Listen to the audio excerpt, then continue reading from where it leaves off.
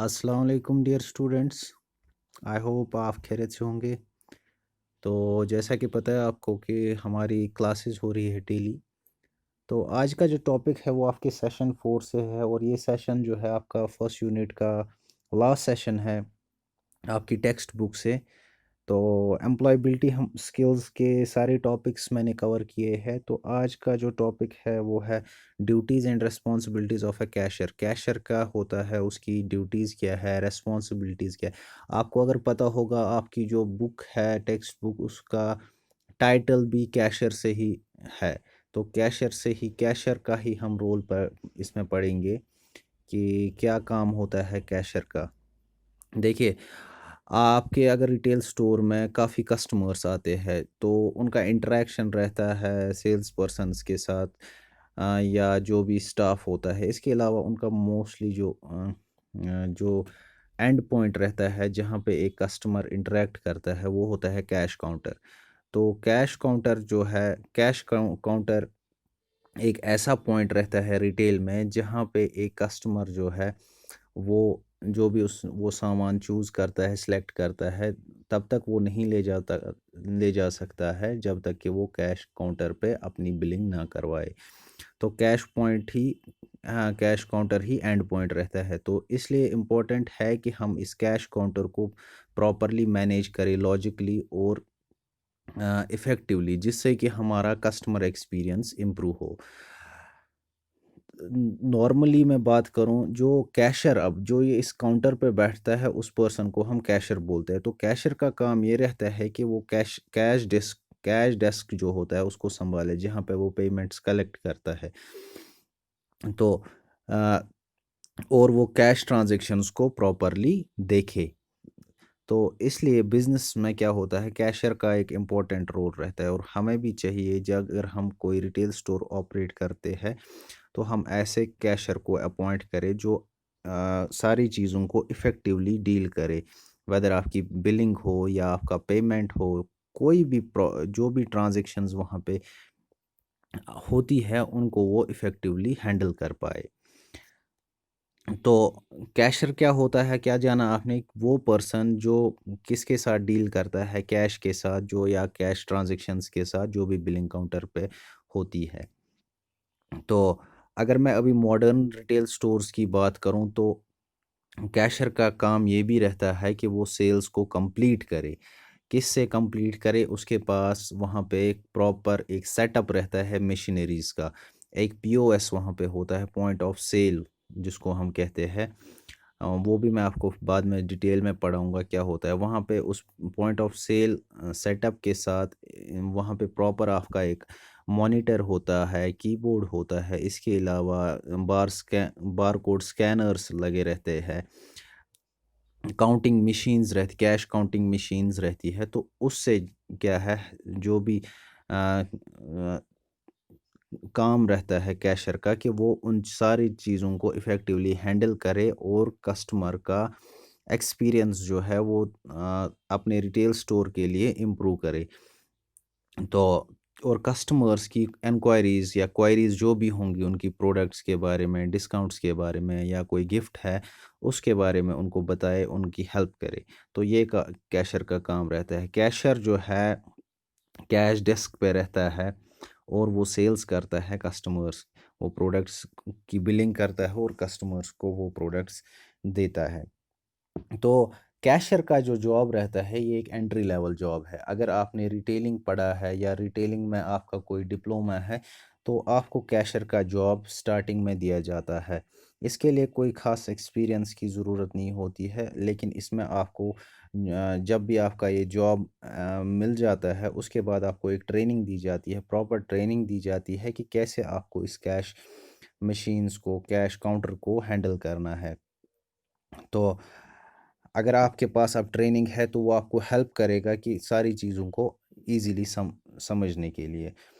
तो अब कैशियर के लिए क्या नॉलेज होनी चाहिए एक पर्सन के लिए जो कैशियर बनना चाहता है। आपके पास होनी चाहिए बेसिक नॉलेज ऑफ अकाउंटिंग। आपको अकाउंटिंग के बारे में, आपका अकाउंटिंग के बारे में आपको नॉलेज होनी चाहिए कि कैसे हम जो है कैलकुलेशंस हमारी कैसी है। आपका मैथमेटिकल मैथमेटिकल जो आपकी अ, वो स्ट्रांग होना चाहिए।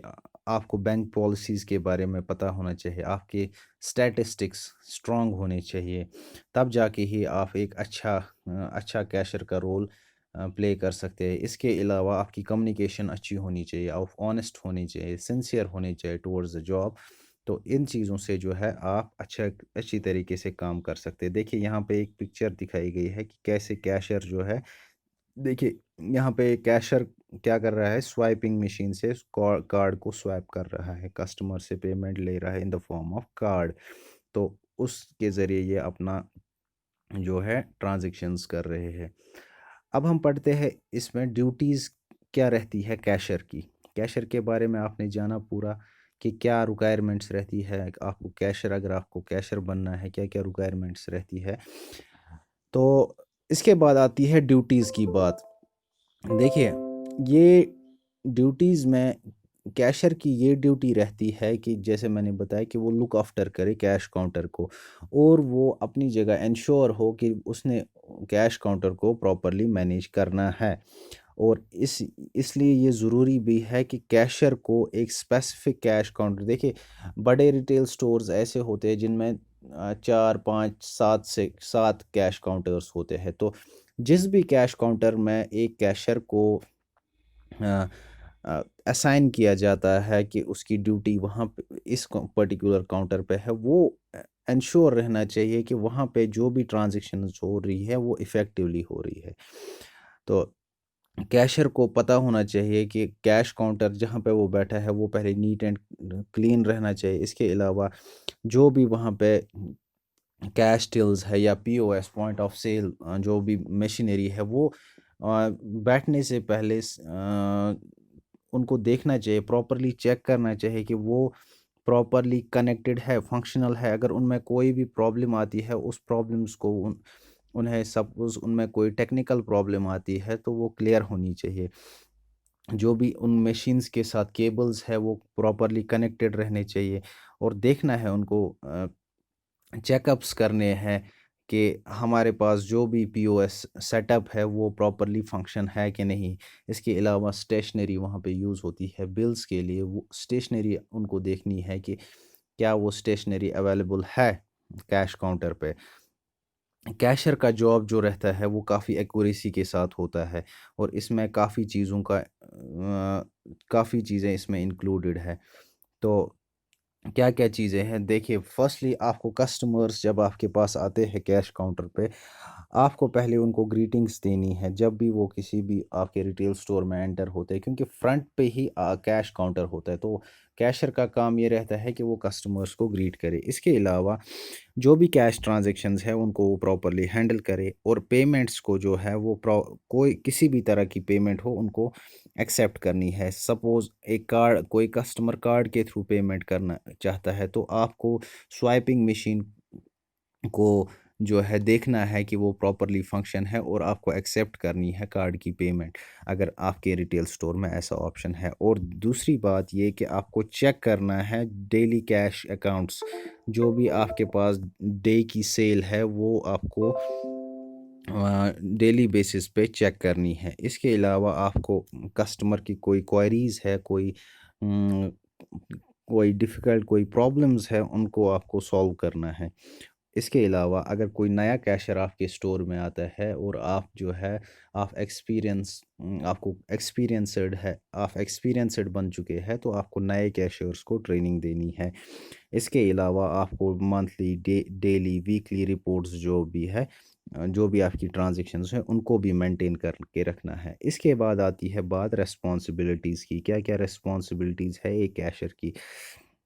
देखिए पहले ही मैंने अभी भी बताया ड्यूटीज़ में कि आपको जो है कैश ट्रांजैक्शंस को हैंडल करना है, जो भी कस्टमर्स की कैश ट्रांजैक्शंस होती है उनको हैंडल करना है प्रॉपरली। इसके अलावा जो भी प्रोडक्ट्स बिलिंग के लिए आते हैं उनको स्कैन करना है, और इसके बाद स्कैन करने के बाद आपके मॉनिटर पे उनकी प्राइसिंग डिस्प्ले हो जाएगी। उसके बाद आपको अकॉर्डिंगली अपनी पेमेंट्स कलेक्ट करनी है। पेमेंट आप किसी भी मोड में कलेक्ट कर सकते हैं, कार्ड के थ्रू, चेक के थ्रू, या cash in the form of cash. इन वेज़ में आप अपनी पेमेंट कलेक्ट कर सकते हैं। इसके अलावा आपको रिसिप्ट्स इशू करने हैं अगेंस्ट द परचेजेस। अगर कोई रिफ़ंड है या कोई टिकट है या कोई भी ऐसा ऑप्शन कि एक्सचेंज का ऑप्शन है, वो चीज़ें आपको हैंडल करनी है।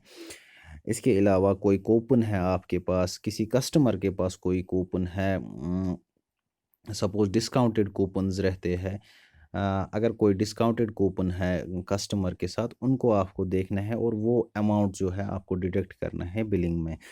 इसके अलावा आपको कोई भी इंफॉर्मेशन कस्टमर को चाहिए रेलेवेंट, उनको गाइड करना है और उनको जो है उनकी कंप्लेंट्स को लेना है और उसके रिगार्डिंग उनको प्रॉपर इन्फॉर्म करना है, उनकी क्वायरीज़ को सॉल्व करना है।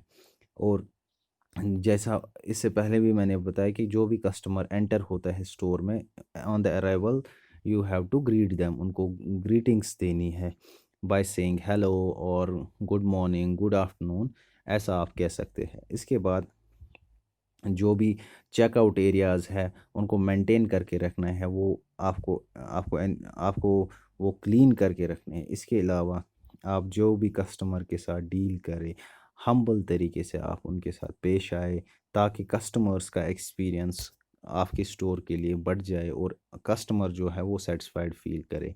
तो ऐसी रेस्पॉन्सिबिलिटीज़ रहती है कैशर की। तो कैशर का एक जॉब रोल जो है वो काफ़ी इम्पोर्टेंट है। अगर कोई भी कैशियर का काम करना चाहता है तो काफ़ी रिस्पॉन्सिबिलिटीज़ एंड ड्यूटीज़ रहती है, और इससे क्या है, आप काफ़ी चीज़ें सीखते हैं। जब भी आपका एक डिसिप्लिनड एनवायरनमेंट होता है, उससे क्या होता है कि आप जो है काफ़ी चीज़ें सीखते हैं। आपको रियल मीनिंग लाइफ का पता चलता है कि कैसे हमें जो है लोगों के साथ इंटरेक्ट करना है, कैसे हमें कम्युनिकेट करना है, अ, कैसे हमें लोगों को गाइड करना है। तो ये एक प्रोफेशनल एनवायरनमेंट में ही आप सीख सकते हैं। तो आई होप कि आज का टॉपिक जो है आपको अच्छे से समझ आया होगा। इसमें कोई कन्फ्यूजन होगा, क्वेरी होगी, कोई क्वेश्चन होगा, वो प्लीज़ मुझे बताइए। और इस लेक्चर को प्रॉपरली वॉच कीजिए, काफ़ी इम्पोर्टेंट लेक्चर है। आपका जो मॉक टेस्ट हुआ था उसमें भी कुछ क्वेश्चंस इन्हीं लेक्चर से आए थे।